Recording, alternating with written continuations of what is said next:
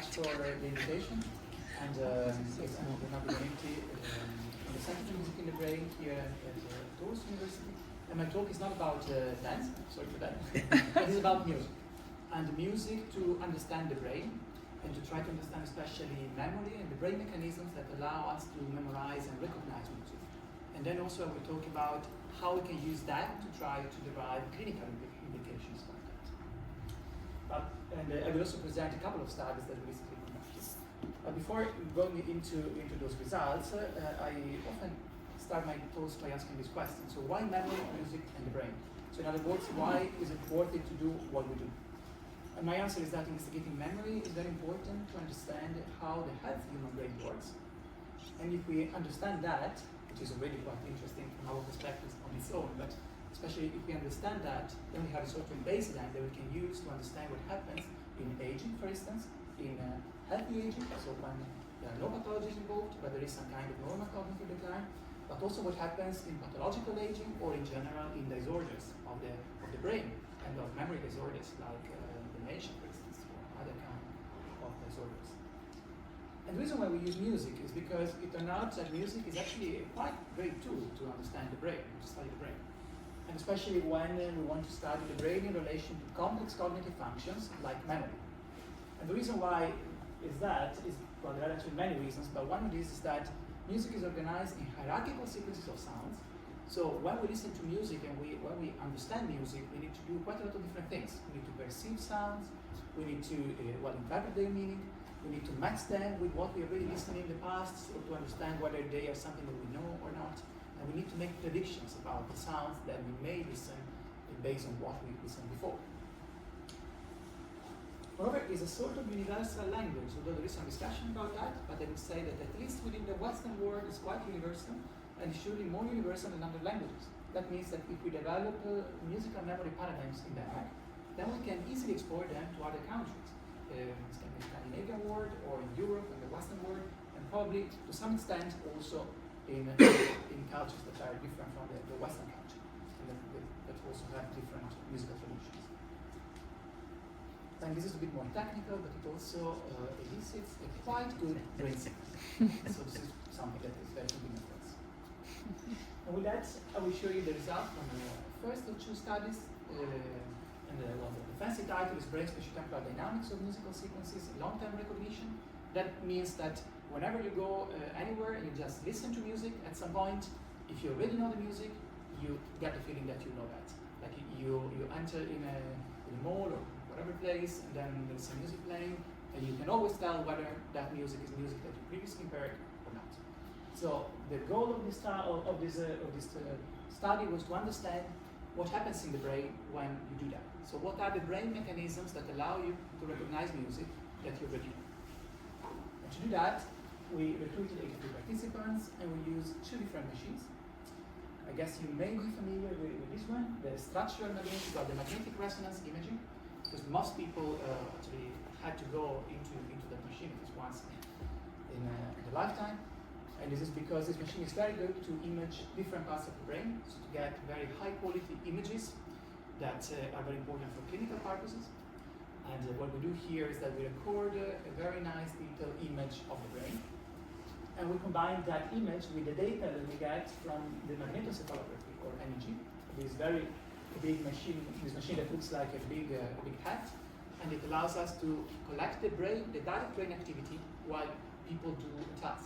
So for instance, while people did a task, in this case of musical recognition, we recorded the brain activity using this machine, we combined that with the other machine, and we got a quite good spatial and temporal extent of the brain activity.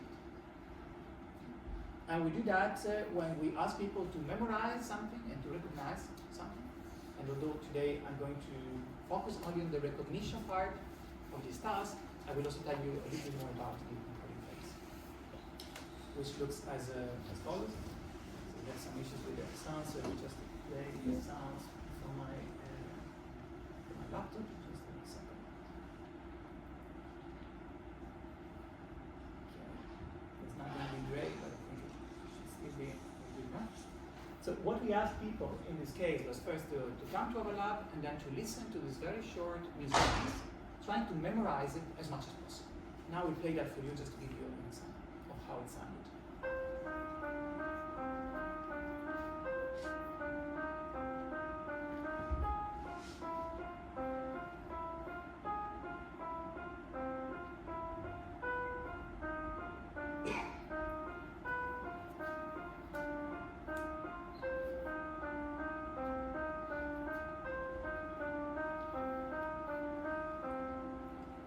So it's not particularly groovy, I would say, but it's musical enough at least so that you get the perception it is an actual short musical piece.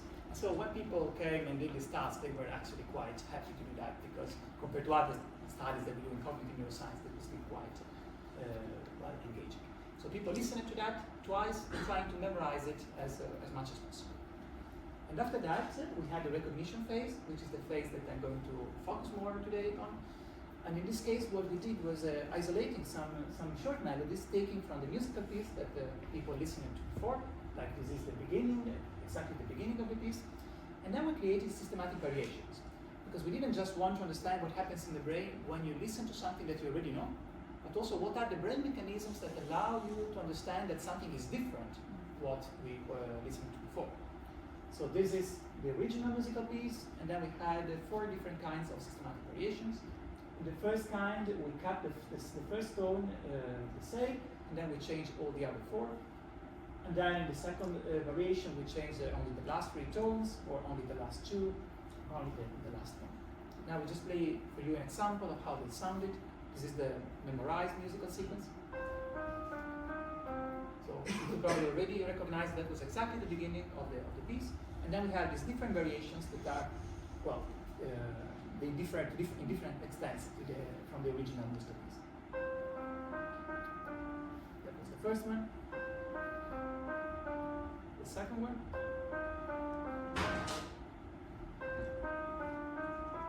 So you could hear that some of them were more clear, some other ones that were less. So we could study systematically what's in the brain allowed us to do. And to do that, I will not show you all the reprocessing of the data and all these things that may be a bit tedious at the moment, but I'm just going into the key results. So when we try to understand the brain, there are 2 essential parameters that we need to try to characterize. One is the spatial parameter, so where things happen in the brain.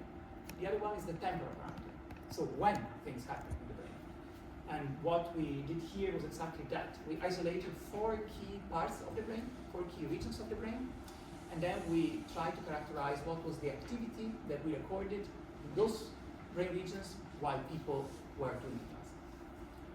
So here is the first region of interest in this case, which is this part of the brain which is in the left hemisphere in what is called auditory cortex. So even if you don't know much about the brain, it doesn't really matter. There is this quite large part of the brain that is primarily related to processing auditory information.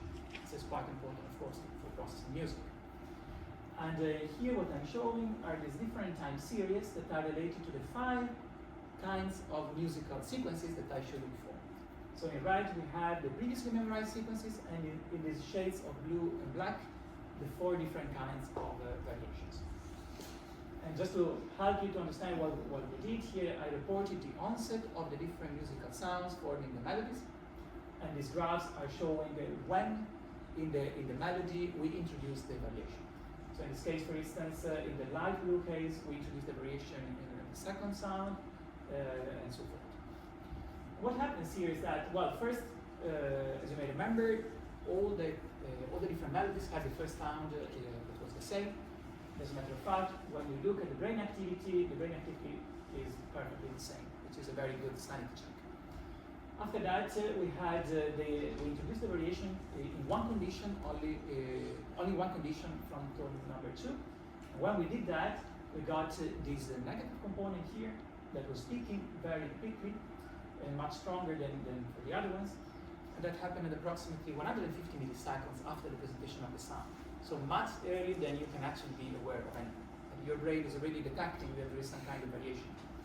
The other thing that is interesting to note here is that apart from peaking more in this negative sense, then the brain didn't respond very much up here. So later, this more positive component here was basically not happening.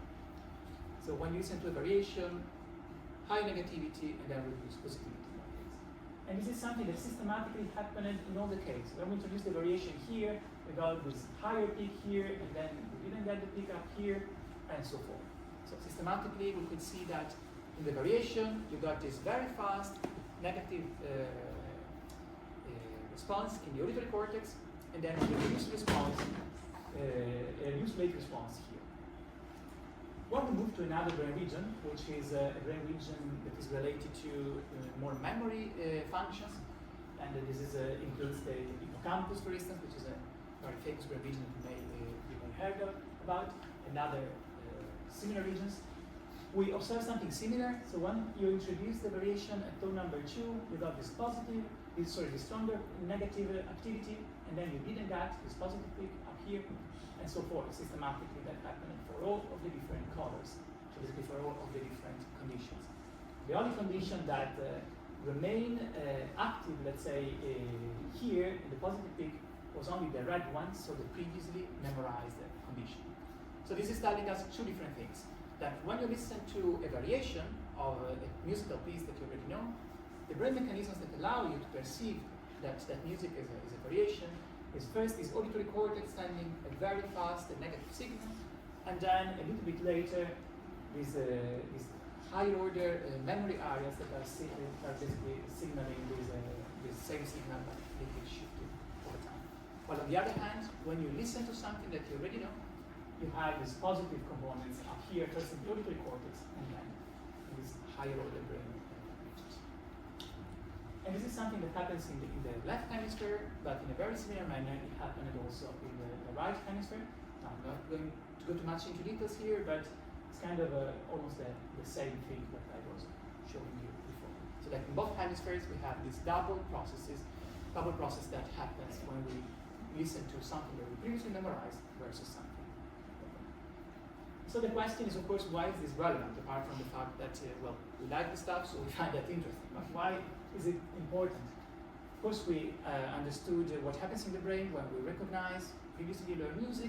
We characterize what happens when there are variations, and so the brain is producing what is called a prediction error. But, so in general, we understood much more about how the brain processes information over time, which is something that is important for music, but is also important in general because a lot of information that we come across in our life is actually presented over time. So this is something that we need to understand better. But the other thing is that here we also obtain a solid baseline, or a sort of baseline, about what happens in the healthy human brain, in this case in young older adults. And this can become the first step for something larger, as I was saying before, so like for instance to study aging. As a matter of fact, what we did afterwards was then recruiting the 40 older participants. As you can see, older than 60 years old, a mean age of 67 years old. And then we had again some younger participants, younger than 25. And we basically employed exactly the same task as before in the same machines. And here I'm just going to show you a couple of results about that very, very quickly. So here, this is exactly one of the same brain regions that I showed you before. The brain regions related to memory processes in the right hemisphere. And here I'm showing you three different conditions, so three different melodies. In this case, we had the previously memorized melody, and then two categories of the variations. The variations where we introduce the variation after the second tone, and then where we introduce the variation only after the fourth tone. What you see is that in red we have the young people, and in blue the older adults. So when the young people listening to these melodies they previously memorized, they had a stronger response, basically after every tone, or almost after every tone, compared to the older adults.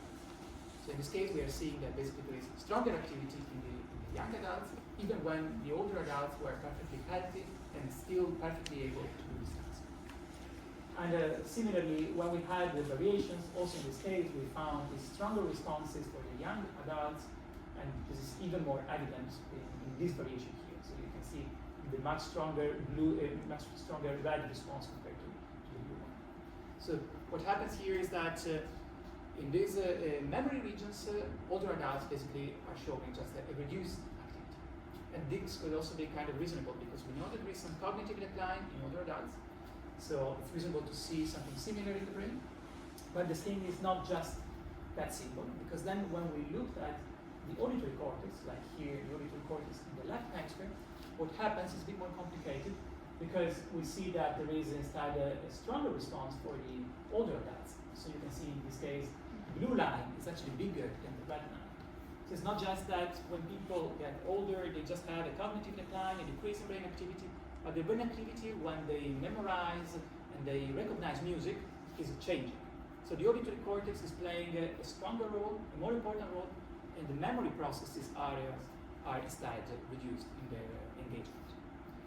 And this is something that, of course, has some kind of potential clinical implications as well. Just to get to some conclusions, here I show you what happens in the brain when we recognize music and when we recognize variations. And what happens also when we help people, aging people. And again, why is that relevant and what can we do next about that? Is that we can use this knowledge to try to understand better disorders of memory like dementia. And especially, we can try to build screening tools that can combine these musical memory paradigms with the machines that we use, the neuroscientific machines that we use, to try to build screening tools that can quantify the risk that healthy individuals have to develop dementia. And this is something that hopefully, can be, we will be able to do soon. So with that, I thank all my colleagues and the foundations that supported this work and you for your attention. If you are curious about some more information about these results and studies, you can download for free a couple of papers based on these results. And if you have questions later, I'm of course available to answer. Thank you very much.